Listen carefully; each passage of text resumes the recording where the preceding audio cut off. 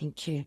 On December the 8th, 2022, a young man, Mohsen Shekari, was hanged in the Iranian prison, and he was taken to the gallows. Witnesses said he cried out, and I quote, "I sacrificed my life for Iran," end quote. This young man was the first known execution triggered by the death in custody of Mahsa Amini. Her crime was not wearing her headscarf properly and joining protests demanding more freedom for women in Iran. According to Amnesty International, women and girls are being imprisoned and assaulted in increasing numbers for not wearing a veil, or for driving a car without a man.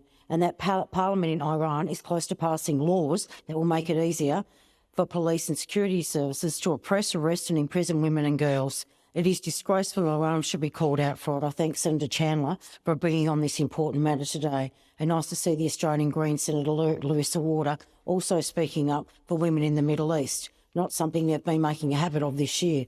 I was waiting for them to bring on a motion what the Taliban is doing. The Taliban have cooked up more laws that not only tell women they have to hide their faces and their bodies, they are also not allowed to use their voices outside their homes. They're not allowed to go to school beyond 6th class, and women aren't allowed to work or go to gyms and parks.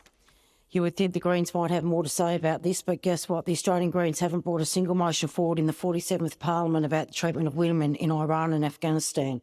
Not a word about the Taliban, not a word about Iran. And you know why? Because they are hypocrites and they choose which group of women they're going to help and who they're not. This is how it works. We've seen this with the footwear and textile ladies in the CFMEU, would rather stand up for the bullies of the CFMEU.